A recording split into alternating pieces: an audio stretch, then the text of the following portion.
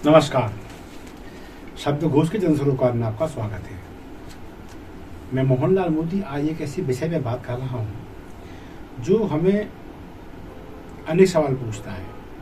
प्रमुख सवाल ये कि जो नेता हैं इनमें राष्ट्रभक्ति का अंश मात्र शेष है भी या नहीं, क्योंकि जब ये अपना नफा नुकसान का गुणा भाग लगाते हैं तो फिर इनके लिए सब कुछ वही हो जाता है कि क्या बोलने से नुकसान होगा, क्या बोलने से फायदा। फिर ये दोयम दर्जे पर चली जाती है प्राथमिकता कि क्या इससे राष्ट्र का भला या बुरा भी हो सकता है। ये बात इसलिए कही गई क्योंकि आज जब छत्तीसगढ़ में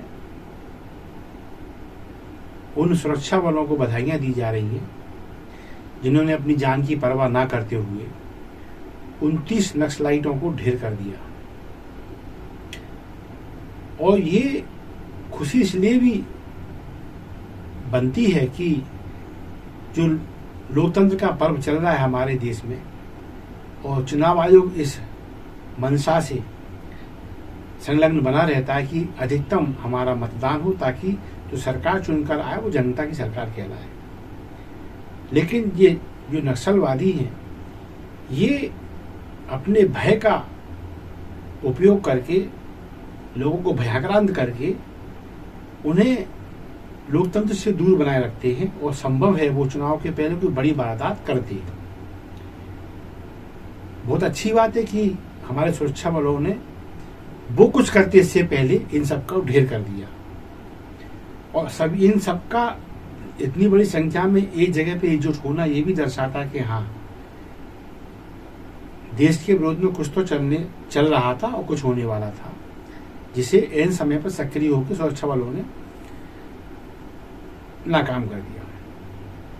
अब सवाल ये उठता है कि जब ये ऑपरेशन सफल हुआ तो सबने बधाई दी, देना भी चाहिए। लेकिन वो कहते हैं ना कि खीर अच्छी बनी, लेकिन बुरा ये हुआ कि एंड टाइम पे उसमें छिपकली की पूंछ गिर पड़ी। वही हुआ कि क्या सोशल मीडिया, क्या इलेक्ट्रॉनिक मीडिया और क्या प्रिंट मीडिया सब ये कह रहे थे कि बहुत बढ़िया किया सुरक्षा बलों ने, उनको बहुत सारी बधाई कि जान की परवाह ना करते हुए 29 नक्सलवादियों को मार गिराया। तब छत्तीसगढ़ के जो पूर्व मुख्यमंत्री हैं भूपेश बघेल, अभी तक मैं उनको बहुत शालीन वक्ता मानता रहा। वो कम बोलते हैं लेकिन सटीक बोलते हैं, और फालतू की बयानबाजी में उनका ध्यान नहीं रहता। ये उनके मुख्यमंत्री काल में 5 साल तक कम से कम मैंने तो नोट किया, लेकिन ये पता नहीं था कि जब वे मुख्यमंत्री नहीं रहेंगे और जब मीडिया उन्हें भूली बिसरी वस्तु मान लेगा, तब मीडिया में केवल सुर्खियां प्राप्त करने के लिए वो कुछ ऐसा कह बैठेंगे जो राष्ट्रभक्ति की श्रेणी में तो नहीं आता। जैसे उन्होंने कह दिया कि ये जो एनकाउंटर हुआ ये फर्जी है, और तर्क दिया कि भाजपा के शासन में फर्जी एनकाउंटर होती है, इसलिए लगता है ये भी फर्जी है, इसकी जांच होनी चाहिए। जांच होनी चाहिए, कोई संदेह नहीं, कोई बुराई नहीं है। लोकतंत्र में सबको ये हक है कि भाई जांच होनी चाहिए, लेकिन फर्जी है ये मन को कचोटता है, क्योंकि इसमें हमारे सुरक्षा बलों के हिस्से में भी गोलियां आईं। ईश्वर की कृपा रही कि वो घायल हुए और डॉक्टरों ने मशक्कत के साथ उन्हें सुरक्षित रखा। लेकिन इस तरह का बयान उस वक्त और कोड़ में खाज बनता है जब सुप्रिया श्रीनेत जैसी राष्ट्रीय स्तर की कांग्रेस की प्रवक्ता ये कह दे कि एनकाउंटर में जो भी शहीद हुए, शब्दों पर गौर करना, जो भी शहीद हुए और हमारे सेना के भी जो जवान घायल हुए, उनके साथ हमारी संवेदनाएं हैं। तो यहां 2 कैटेगरी बोली गई है, एक तो वो जो लोग शहीद हुए और वो लोग जो सुरक्षा बल के घायल हुए। तो घायल तो सुरक्षा बल के लोग हुए हैं, क्लियर, इसमें वो कह भी नहीं है, लेकिन शहीद कैसे कहा? क्या इसके लिए बहुत ज्यादा अकल लगाने की आवश्यकता है लोगों को? भाई जब घायल पक्ष हमारा सेना का हो गया तो मृतक पक्ष तो नक्सलाइट ही हुए ना, जिन्हें ये शहीद कह रही हैं और कह रही हैं दोनों के प्रति हमारी संवेदनाएं हैं। ये क्यों कहा उन्होंने? क्योंकि भूपेश बघेल ने जो फर्जी एनकाउंटर कहा था उसको उन्होंने कवर किया कि वो जो कह रहे हैं उससे गंभीरता से लेने की आवश्यकता है, उस पर राजनीति नहीं होना चाहिए और राजनीति हम भी नहीं कर रहे। और जहां तक बात मृतकों और घायलों की है तो उन्होंने मृतकों को शहीद कहा है, उन्हें हमारी संवेदना है उनके साथ। तो मृतकों को शहीद कहना, इससे बड़ा लोकतांत्रिक पाप और क्या हो सकता है?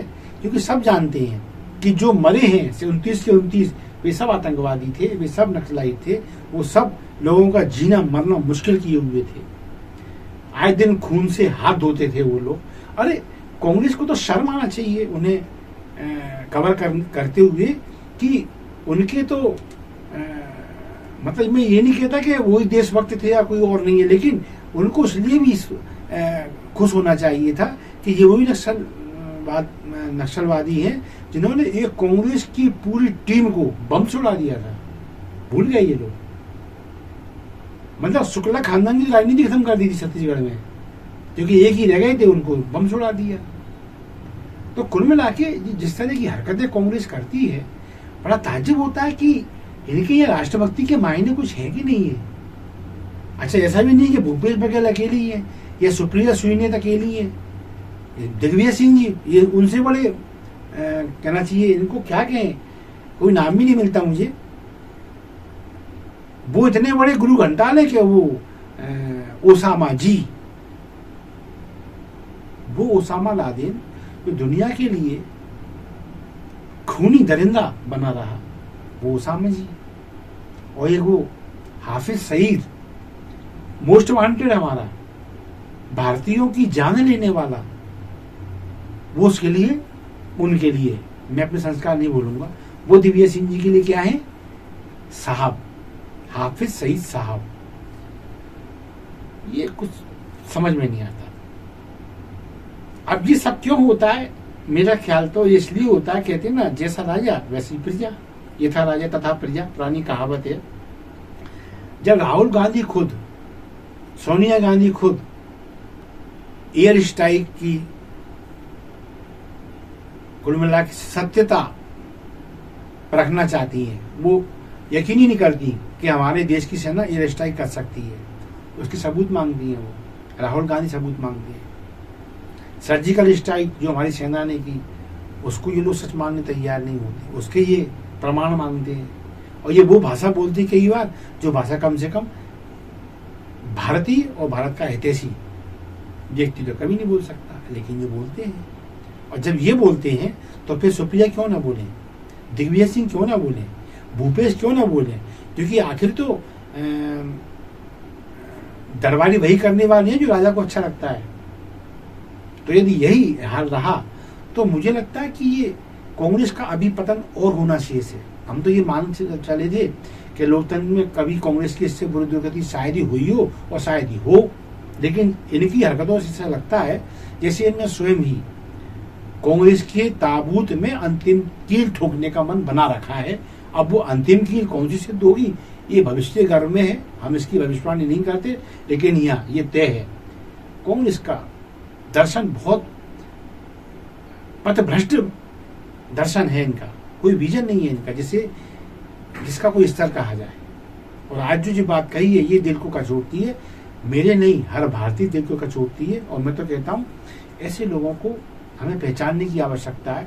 और जब ऐसे में जब लोकतंत्र का महापर्व चल रहा हो, ऐसे में तो हमारे हाथ में ब्रह्मास्त्र है। हम तो कहते हैं इनको मतदान के माध्यम से इनकी हैसियत जताई जानी चाहिए कि तुम इसी लायक हो। और मुझे लगता है 4 जून को ये सब हरकतों का परिणाम कांग्रेस को बेहतरी के साथ देखने को मिलने वाला है। बस इसी के साथ मैं मोहनलाल मोदी आज का कार्यक्रम को विराम दूंगा और आप सबसे ये गुजारिश करूंगा कि हमारे कंटेंट आपको लगता है देश हित में, राष्ट्र हित में, लोकतंत्र के हित में है तो प्लीज़ हमारे कंटेंट्स को लाइक दें, इन्हें शेयर करें।